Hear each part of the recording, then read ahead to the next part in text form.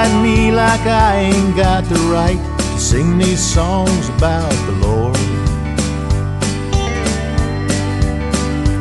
Well, I'm the first one to realize that I may not deserve all his rewards. Yeah, I've gambled with the devil more than once, but that don't mean he's won the bet.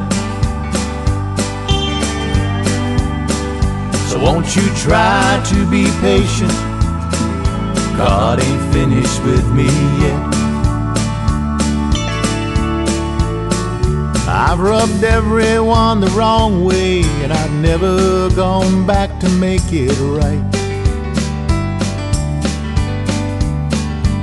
I've shunned the light of Jesus, crawled on my belly through the night. I can feel his love within me, just as sure as the falling rain is wet. So won't you try to be patient? God ain't finished with me yet. Some people change their lives overnight, and I guess that I should too. 'Cause I know if I died tomorrow, I'd have a lot of explaining to do. But a slow change is better than no change, so please don't forget. Just try to be patient. God ain't finished with me yet.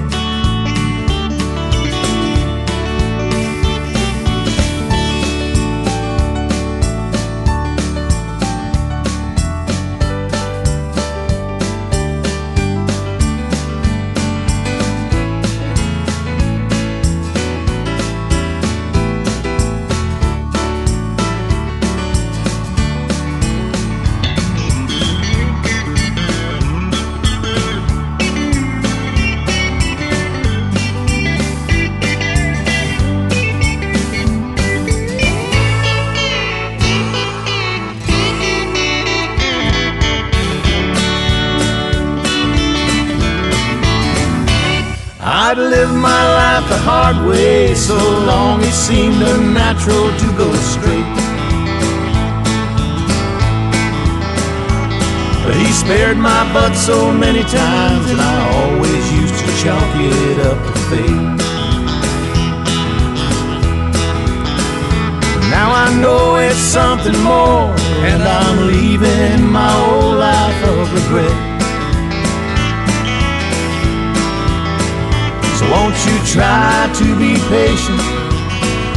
God ain't finished with me yet. Yeah, slow change is better than no change, so please don't forget. Just try to be patient.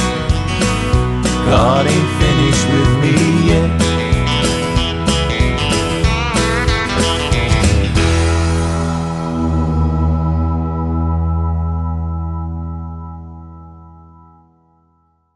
Listening to Larry Simpson. This is Howard Bellamy.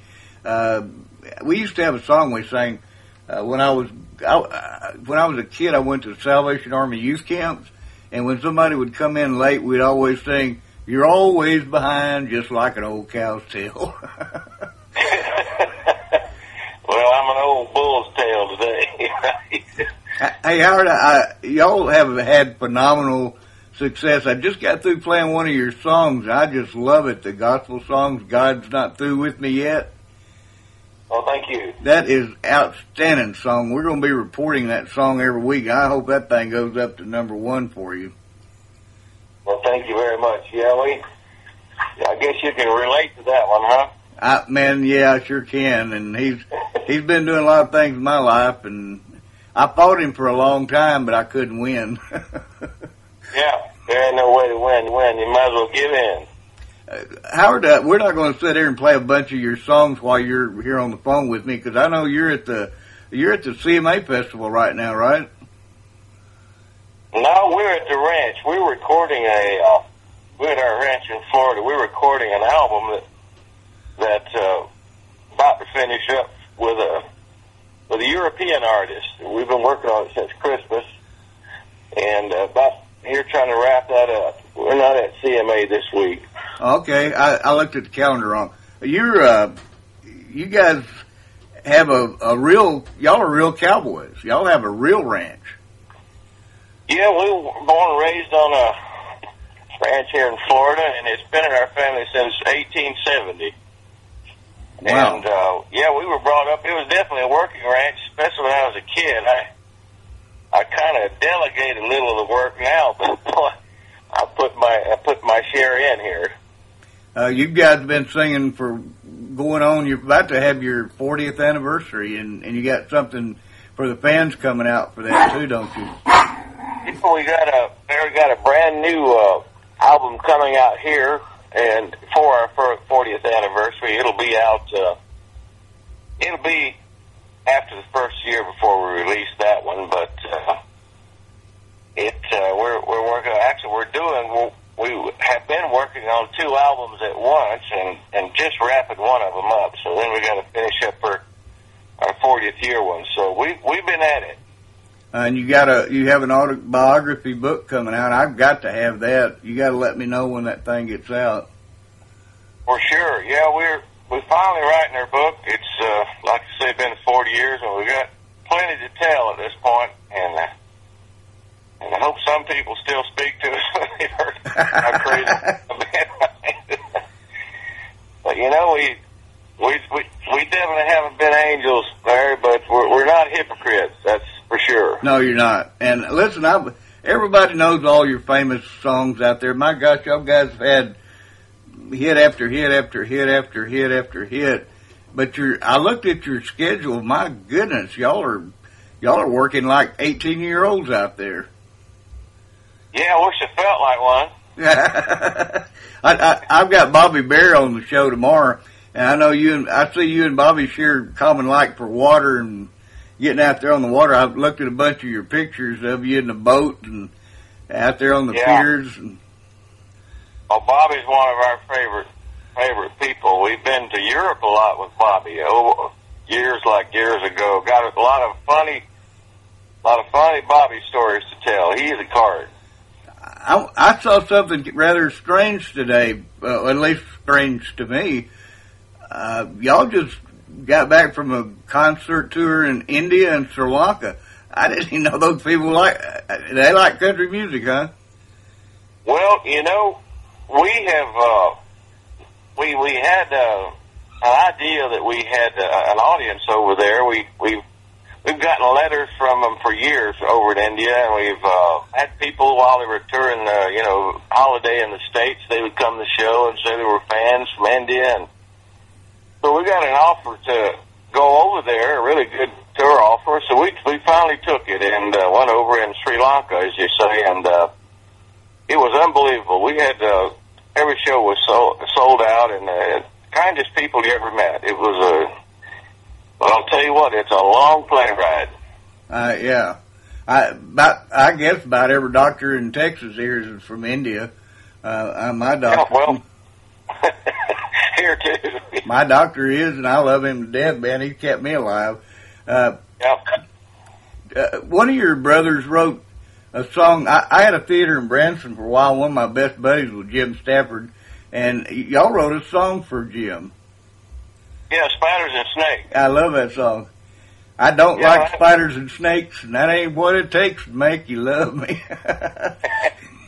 Yeah, that was that song was written right here on our old family ranch here. David and me slipped out. We were pretty young at the time, and still living on the ranch with our parents, and we slipped out, and we got into something we shouldn't have got into, and came in and didn't want our mother to know we'd been out, and so we slept in an old kind of bunkhouse kind of place we had. We kept saddles. It had a couple beds in it, and it had a lot of spiders. And I was asleep during the middle of the night, or not middle. It was early morning by that time, but an old chicken snake crawled in bed with me, and I put a new door in that bunkhouse, and that's what inspired that song. I was talking about chicken snake. I went out. We had always had chickens out in Arkansas, and I went out there one day, and we had you remember the old milk crates wooden milk crates that they used to put milk in? I had those for nests. We'd got a bunch of them, and I nailed them to the wall, and I went out there one day, it was higher than my eyes, and I reached in there, and I felt this cold thing, and all of a sudden that chicken snake raised his head up out of it, and I went screaming, got my shotgun, and I blew the whole back wall out of that chicken house. Yeah, them chickens, they will get just where you don't expect them. Thing scares me to death. He done ate all them eggs, and he was big, and had rabbits in him and all kinds of stuff. They'll eat everything. Well, yeah, they won't hurt you, but they make you hurt yourself. You have one of the most remarkable moms I've ever heard about. Tell these people a little bit about what her and something else. Well, our mother's name was Frances, and we had a great set of parents. You couldn't have ordered a better pair, and Homer and Frances, and mother, of course, she stood behind us in everything we did and supported us, even when we were wrong. She supported us, but she actually drove a school bus for 27 years, so she liked kids. Every kid in our county and state, they still come. So we get text now. We get Facebook. Everybody, your mother drove my bus. That's amazing. Everybody, and she was quite the lady. And later, we retired her when we had our first hit, and she started running our office here and kind of looking out for the money, because we had, how record business is. It had a little of it stolen in the beginning. Yeah, like Willie.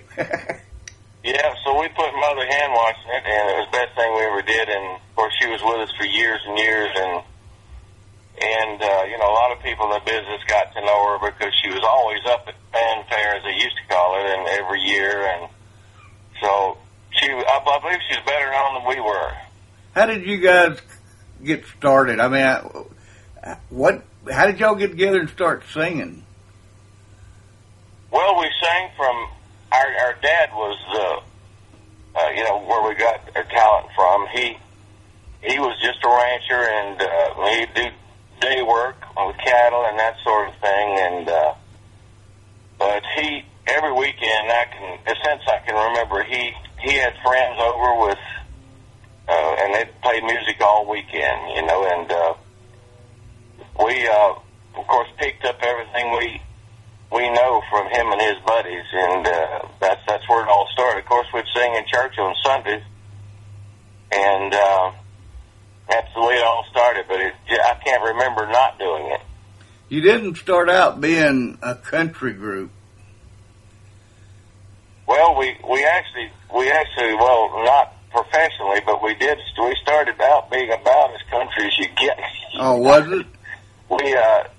Jimmy Rogers was the first. That's the first. He was their dad's favorite singer, Jimmy Rogers, and boy, we would do all around the water tank. We did all the old Jimmy Rogers songs as kids, and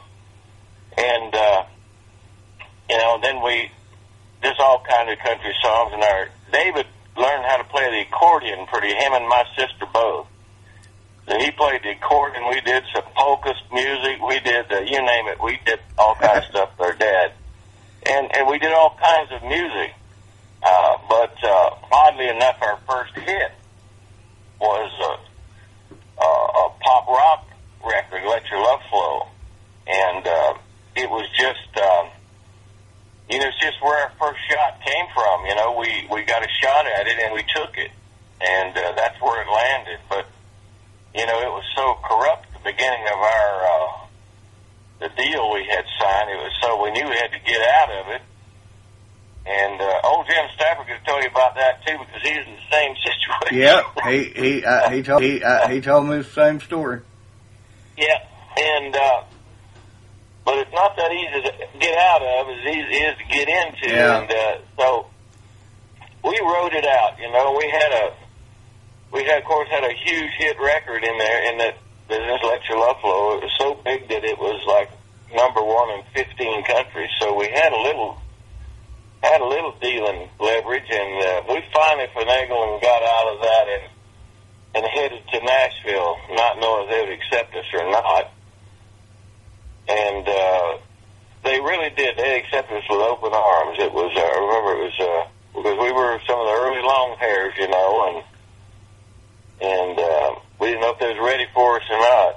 Well, y'all pretty much inspired all the other groups that we're so familiar with these days, and brother groups, trios, quartets. Well, they pretty much came along after you guys did. Y'all were really about one of the first.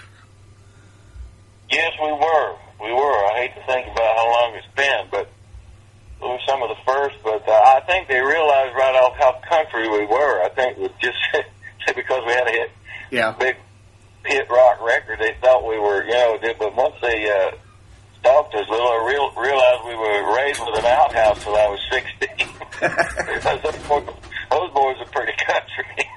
Where can these people pick up your latest albums and some of your oldest albums at? Well, we're you know, there's a lot of the old Ernest Tubb record shop. Yeah. There's one there in Fort Worth, there in the stockyards. Yeah, I go there all the time. Yeah, and you know, they got a lot of obscure stuff there, and of course we've got most all of our stuff is online now at Bellamy Brothers online. You know, you can go to BellamyBrothers.com. You can go on and find it, and pretty much download it from there on iTunes or whatever. So it's out there. You got to look for it a little bit. You guys made a video down here in one of my favorite towns not far from me, Weatherford. Is that out yet? No, it's going to be out real soon. But yeah, we got a buddy that lives out there. We've done 3 or 4 videos at his place because you can set up in one place, and then next time you set up another, it looks like you're in a totally different place. It's got a little hacienda he's got out there in Weatherford, and we just recently did that. Well, like 2 weeks ago, and so they're working on that now. It'll be out real soon. Folks, for those of you just tuning in here on your radios at home or in your cars out here in North Texas, we're visiting with Howard Bellamy. He's the good-looking one and of the bunch, and one of the best singers. He'll tell you that. And Howard, we got a lot of folks here and listening around the world on the internet too. But we have a group here, a chat group in Facebook, which you use Facebook. Sherelle Desiree's in here from California. She's got a song number 6 in the nation now, and we got Alan Osborne, who just had a number 1 song on New Music Weekly, and Chris Lloyd, who had a number 1 song this year on New Music Weekly. And we've got Jeff Davis in here from up in Oregon. Marlene Glover is in here from California, and George Kenyon from Oregon. And we've got Raleigh Togus in here from Canada, and Frankie Kenyon, and just a whole bunch of folks in here. And Marlene, say hi to everybody out here around the world. All right. Well, that's great to hear, man. That's great to hear. Well, you got to tell them howdy. Yes. Hello, everybody. How you doing? I hope you're holding it in the road out there. We get to cross paths with a lot of people, you know, in this business. That's one of the great parts about it is you know, there's people I see. I know it's hard times these days. You know, you hear a lot of people only, but there's a lot of good people out there still. Luckily, we've gotten to meet a lot of them, and that's you know, that's what keeps your head up. I think that's one of the better things about this business is running into people that inspire you and you inspire them. You know, it's and that's what you have to keep doing. You know, for survival.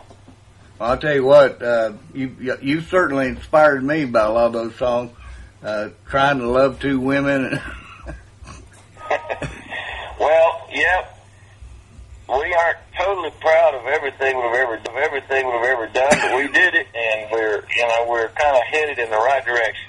Yeah. Hey, listen, I'm going to keep you a real long time because I know you're busy and you got ranch work to do and all kinds of stuff. But you said you're working on 2 different albums at once? Yes, we are. I don't think we'll ever try to do that again. I think so. That's really multitasking. Oh, boy, there's 15 songs on each one, so we'll be put out 30 songs here soon. We'll be for the first one anyway, and we're about halfway through with the other one. So we've been grinding on our days off. Y'all are going to need a lot of Bengay. Yeah, we are. There's no doubt about that.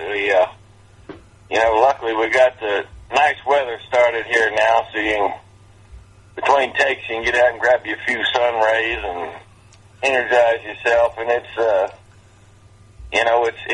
we still just feel fortunate that we can do it.